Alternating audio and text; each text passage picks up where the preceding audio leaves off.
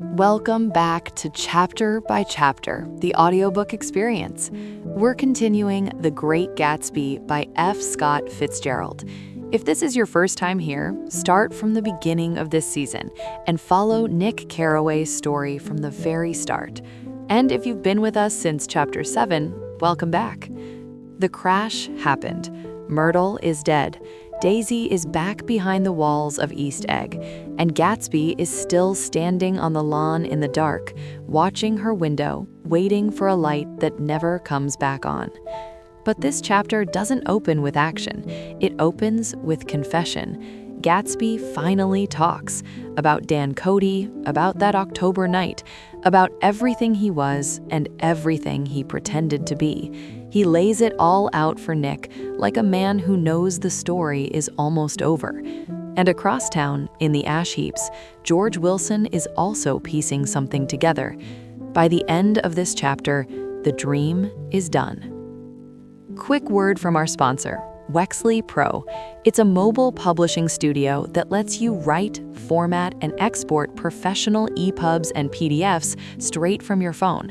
And it has a built-in provenance layer that proves you wrote what you wrote from the first keystroke. For writers and creators who care about owning their work, early access is open right now at app.wexley.pro. Follow the show so you never miss a chapter, and drop a comment with the classic you want us to read next.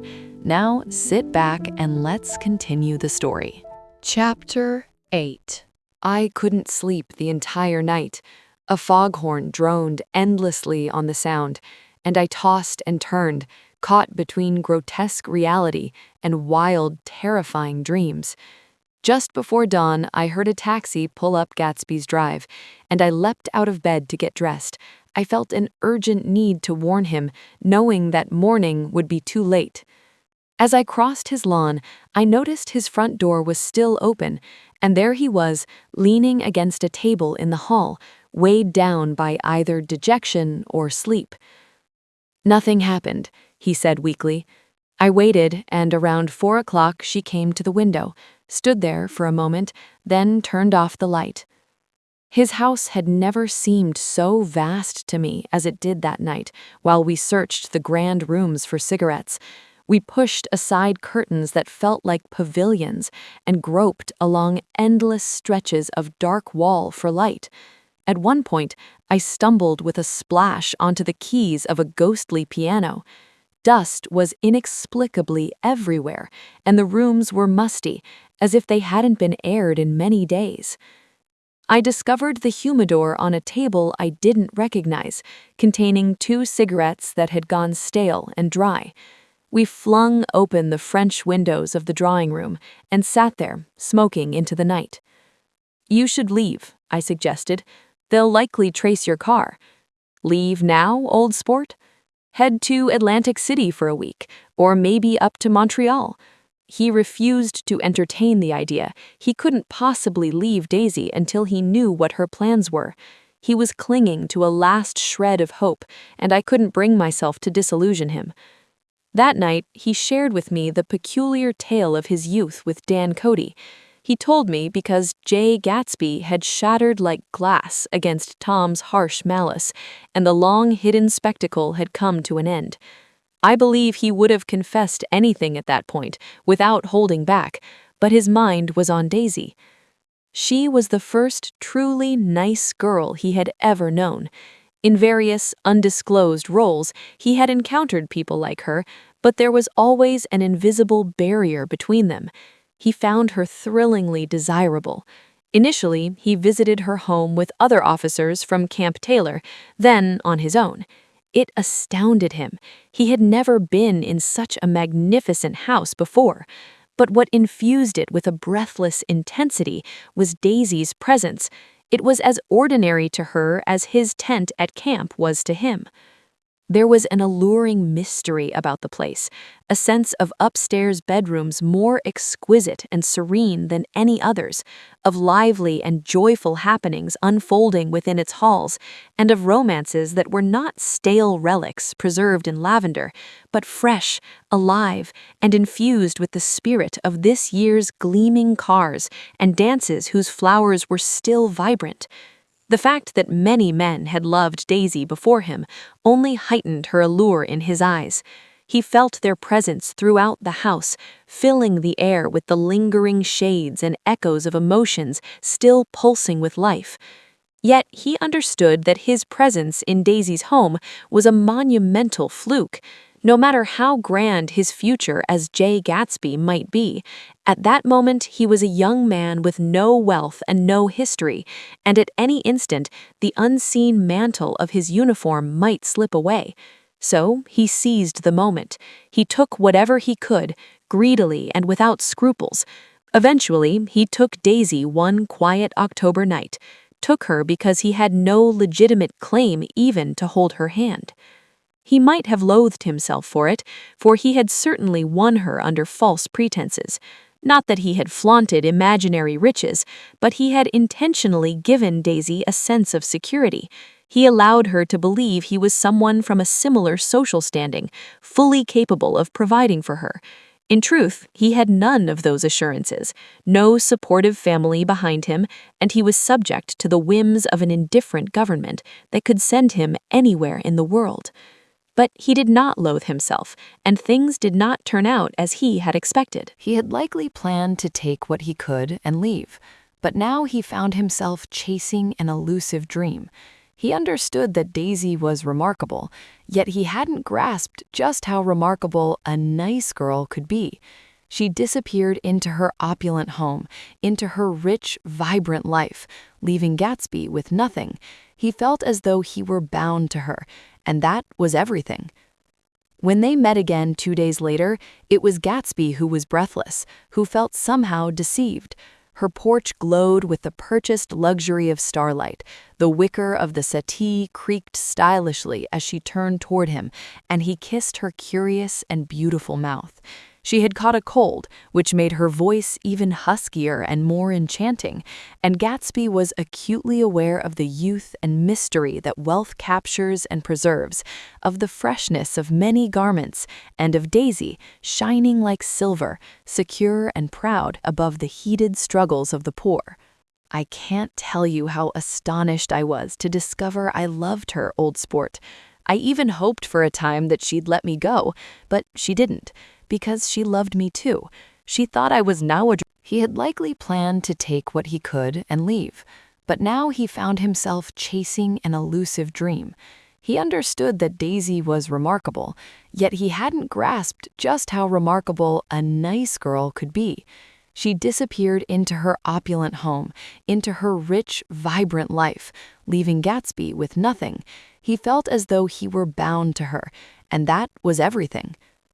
When they met again 2 days later, it was Gatsby who was breathless, who felt somehow deceived. Her porch glowed with the purchased luxury of starlight. The wicker of the settee creaked stylishly as she turned toward him, and he kissed her curious and beautiful mouth. She had caught a cold, which made her voice even huskier and more enchanting, and Gatsby was acutely aware of the youth and mystery that wealth captures and preserves, of the freshness of many garments, and of Daisy, shining like silver, secure and proud above the heated struggles of the poor. "I can't tell you how astonished I was to discover I loved her, old sport. I even hoped for a time that she'd let me go, but she didn't. Because she loved me too. She thought I was knowledgeable because I knew things she didn't. Well, there I was, far from my ambitions, falling deeper in love every moment, and suddenly I didn't care. What was the point of achieving great things if I could have a better time telling her what I planned to do?" On the last afternoon before he went abroad, he sat with Daisy in his arms for a long, silent time. It was a crisp autumn day, the warmth of the fire contrasting with the flush on her cheeks. Occasionally, she shifted, prompting him to adjust his arm slightly, and once he pressed a kiss to her dark, lustrous hair.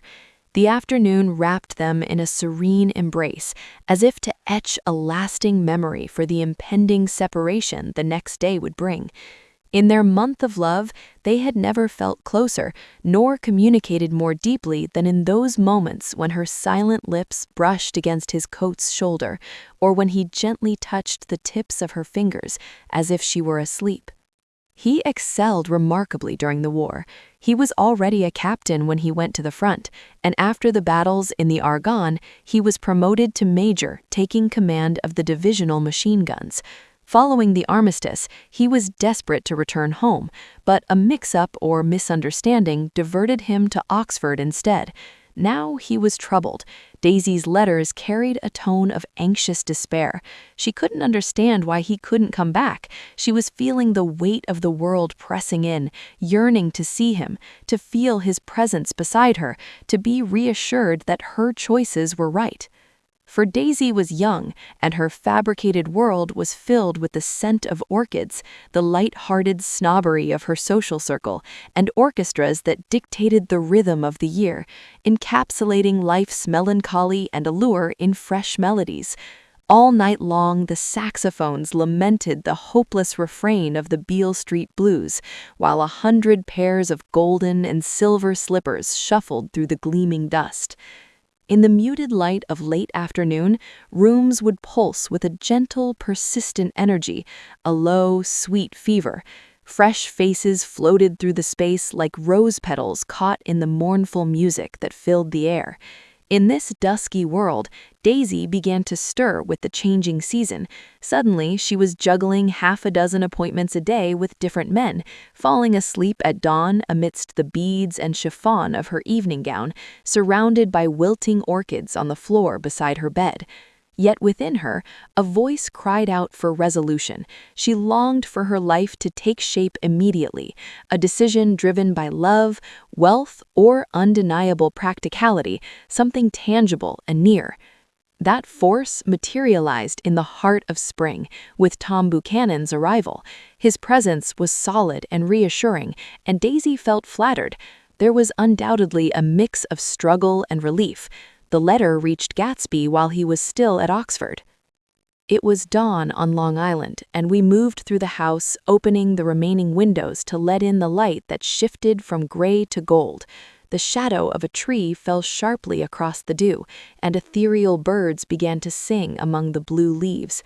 The air moved slowly and pleasantly, barely a breeze, promising a cool, beautiful day. I don't think she ever loved him. Gatsby turned away from the window and fixed me with a challenging gaze. You have to remember, old sport, she was really worked up this afternoon. He said things to her that scared her, made it seem like I was some kind of low-life con artist, so much so that she barely knew what she was saying. He sank into a chair, a shadow of gloom over him. Sure, maybe she loved him for a moment when they first got married, and even then she loved me more, you understand. Then, out of nowhere, he made an odd comment. Anyway, it was just personal. What could you make of that, except to sense a depth to his view of the affair that defied easy understanding? He returned from France while Tom and Daisy were still on their honeymoon, and embarked on a bleak yet compelling trip to Louisville with the last of his army pay. He spent a week there, wandering the streets where they had once walked together through the November nights, revisiting the secluded spots they had driven to in her white car. Just as Daisy's house had always seemed more mysterious and lively than others, so too did his vision of the city, even in her absence, carry a haunting beauty. He left with the feeling that if he had searched more thoroughly, he might have found her, that he was leaving her behind. The day coach, he was broke now, was stifling. He stepped out to the open vestibule and sat on a folding chair as the station receded and the backs of unfamiliar buildings slid past. Out into the spring fields they went, where a yellow trolley briefly raced alongside them, its passengers, perhaps, once having glimpsed the ethereal magic of her face on some ordinary street. The track curved, steering them away from the sun, which, as it dipped lower, seemed to cast a blessing over the fading city where she had once breathed life. He reached out desperately, as if trying to capture just a wisp of air, to hold onto a fragment of the place she had made beautiful for him. But everything was slipping past too quickly for his tear-blurred eyes, and he realized he had lost that part of it, the freshest and most cherished, forever. By 9 o'clock, we had finished breakfast and stepped out onto the porch. The night had brought a sharp change in the weather, and the air carried a hint of autumn. The gardener, the last of Gatsby's former staff, approached the steps. "I'm planning to drain the pool today, Mr. Gatsby. Leaves will start falling soon, and then there's always trouble with the pipes." "Don't do it today," Gatsby replied. He turned to me with a hint of apology. "You know, old sport, I haven't used that pool all summer." I glanced at my watch and stood up. 12 minutes until my train. I had no desire to head into the city. It wasn't just that I felt unproductive, I simply didn't want to leave Gatsby.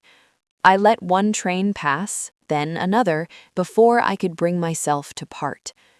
"I'll give you a call," I finally said. "Please do, old sport. I'll call around noon." We descended the steps slowly.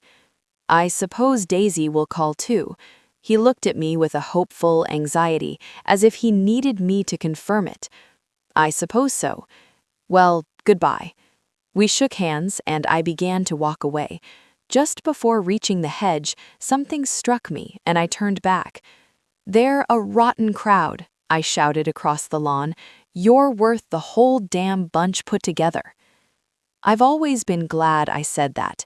It was the only compliment I ever gave him, because I disapproved of him from start to finish. At first, he nodded politely.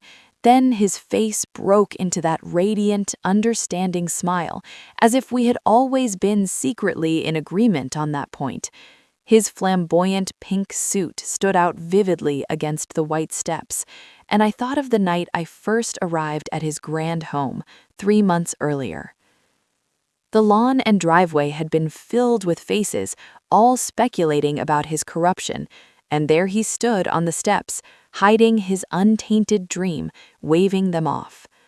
I thanked him for his hospitality. We were always expressing our gratitude for that, myself and the others. "Goodbye," I called out. "I enjoyed breakfast, Gatsby." In the city, I attempted to sort through an endless list of stock quotes, but eventually I dozed off in my swivel chair. Just before noon, the phone startled me awake, sweat beading on my forehead.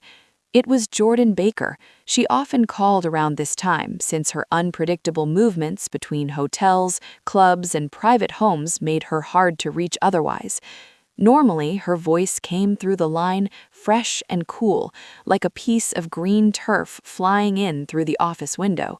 But today, it sounded harsh and dry. "I've left Daisy's house," she said. "I'm in Hempstead, and I'm heading down to Southampton this afternoon." Leaving Daisy's house was probably a tactful move, but it irritated me, and her next comment made me tense. "You weren't so nice to me last night." How could it have mattered then? There was a pause, a silence that stretched between us. Then, "Still, I want to see you." "I want to see you too." "What if I skip Southampton and come into the city this afternoon?" "No, I don't think this afternoon works." "All right. This afternoon's impossible. Various things." We continued in this vein for a bit until suddenly the conversation just stopped. I can't recall who ended it with that decisive click, but I know I was indifferent. I couldn't have faced her over a tea table that day, even if it meant never speaking to her again in this life. A few minutes later, I tried calling Gatsby's house, but the line was busy. I attempted 4 times. Finally, an exasperated operator informed me the line was reserved for a long-distance call from Detroit. I took out my timetable and circled the 3:50 train. Then I leaned back in my chair, trying to gather my thoughts. It was just noon. That morning, when the train passed the ash heaps, I deliberately moved to the other side of the car. I imagined a curious crowd lingering there all day, little boys poking around for dark patches in the dust, and some talkative man recounting the events repeatedly until they lost their reality even for him, and Myrtle Wilson's tragic end faded into obscurity. Now, let me rewind a bit and recount what transpired at the garage after we left the previous night. They struggled to find Catherine, the sister. It seemed she had broken her usual rule against drinking that night, for when she finally arrived, she was so drunk she couldn't grasp that the ambulance had already left for Flushing. Once they managed to make her understand, she fainted, as if that was the most unbearable part of the whole ordeal. Someone, either out of kindness or curiosity, offered her a ride, following the path of her sister's body. Well past midnight, a shifting crowd gathered at the front of the garage, while inside, George Wilson rocked back and forth on the couch. For a time, the office door was left open, and everyone who entered the garage couldn't help but glance inside. Eventually, someone remarked on the indecency of it, and the door was closed. Michaelis and a few other men stayed with him. Initially, there were 4 or 5, then it dwindled to 2 or 3. Later, Michaelis had to ask the last stranger to wait another 15 minutes while he went back to his place to brew a pot of coffee. After that, he remained alone with Wilson until dawn. Around 3 in the morning, the nature of Wilson's incoherent ramblings shifted. He became quieter and started talking about the yellow car. He declared he had a way to find out who owned it, then suddenly revealed that a couple of months ago, his wife had returned from the city with her face bruised and her nose swollen. But as soon as he heard himself speak, he recoiled and began to cry out, "Oh my God," in a voice filled with anguish. Michaelis awkwardly tried to divert his attention. "How long have you been married, George? Come on now, try to sit still for a moment and answer me. How long have you been married?" 12 years. Did you ever have any children? Come on, George, sit still. I asked you a question. Did you ever have any children? The hard brown beetles kept hitting against the dim light, and every time Michaelis heard a car speeding down the road outside, it sounded to him like the one that hadn't stopped a few hours ago. He was reluctant to enter the garage because the workbench was stained where the body had lain, so he moved uneasily around the office. He became familiar with every object there by morning, and occasionally sat beside Wilson, trying to calm him. "Do you have a church you go to sometimes, George, even if you haven't been in a while? Maybe I could call the church and get a priest to come over and talk to you, you know?" I don't belong to any. You should have a church, George, for times like this. You must have gone to church at some point. Didn't you get married in a church? George, listen to me. Didn't you get married in a church? That was a long time ago. Answering seemed to disrupt his rhythm, and for a moment he fell silent. Then that same mix of partial understanding and confusion returned to his faded eyes. "Check the drawer there," he said, gesturing toward the desk. "Which drawer?" "That one, right there." Michaelis opened the drawer closest to him. Inside, there was only a small, luxurious dog leash, crafted from leather and braided silver. It looked brand new. "This?" he asked, holding it up. Wilson stared at it and nodded. "I found it yesterday afternoon. She tried to explain it to me, but I knew something was off." "You think your wife bought it?" "She had it wrapped in tissue paper on her dresser." Michaelis didn't see anything strange about that and offered Wilson a dozen reasons why his wife might have purchased the dog leash. It was possible that Wilson had heard these same justifications before, perhaps from Myrtle herself, because he began to whisper, "Oh my God," once more. His confidant left several explanations hanging in the air. "Then he killed her," Wilson declared, his mouth suddenly agape. "Who did? I have a way of finding out." "You're being morbid, George," his friend replied. "This has been a lot for you, and you're not thinking straight. You should try to sit quietly until morning." "He murdered her." "It was an accident, George." Wilson shook his head. His eyes narrowed and his mouth twisted slightly with the faintest hint of a knowing, I know, he said with certainty. I'm one of those trusting guys, and I don't wish harm on anyone, but when I learn something, I know it. It was the man in that car. She ran out to talk to him, and he wouldn't stop. Michaelius had witnessed this too, but it hadn't struck him as having any particular significance. He believed that Mrs. Wilson had been fleeing from her husband, rather than trying to stop any particular car. How could she have been like that? She's a complex one, Wilson replied, as if that explained everything. He began to rock back and forth again, while Michaelius stood there twisting the leash in his hand. Maybe there's a friend I could call for you, George? This was a desperate suggestion. Michaelius was almost certain Wilson had no friends. There wasn't enough of him even for his wife. He felt a small relief a little later when he noticed a change in the room, a blue lightning by the window, and realized dawn was approaching. By 5 o'clock, it was bright enough outside to turn off the light. Wilson's glazed eyes drifted out toward the ash heaps, where small gray clouds took on strange shapes and darted about in the faint dawn breeze. I spoke to her, he muttered after a long silence. I told her she might deceive me, but she couldn't deceive God. I took her to the window. With effort, he got up, walked to the rear window, and leaned against it, pressing his face to the glass. And I said, God knows what you've been doing, everything you've been doing. You may fool me, but you can't fool God. Standing behind him, Michaelius was startled to see that Wilson was staring at the eyes of Dr. T.J. Eckelberg, had just emerged, pale and immense from the fading night. God sees everything, Wilson repeated. That's just an advertisement, Michaelius reassured him. Something compelled him to turn away from the window and glance back into the room, but Wilson remained there for a long time, his face pressed close to the glass, nodding into the dim light. By 6 in the morning, Michaelius was exhausted and relieved to hear a car pull up outside. It was one of the night watchers who had promised to return, so he prepared breakfast for 3, which he and the other man ate together. Wilson was quieter now, and Michaelius went home to sleep. When he awoke 4 hours later and rushed back to the garage, Wilson was gone. His movements, always on foot, were later traced to Port Roosevelt and then to Gads Hill, where he bought a sandwich he didn't eat and a cup of coffee. He must have been weary and walking slowly, as he didn't reach Gads Hill until noon. Up to this point, his whereabouts were easily accounted for. There were boys who had seen a man acting kind of strange, and motorists whom he had stared oddly at from the roadside. Then, for 3 hours, he vanished. The police, based on what he had told Michaelius that he had a way of finding out, assumed he spent that time going from garage to garage, inquiring about a yellow car.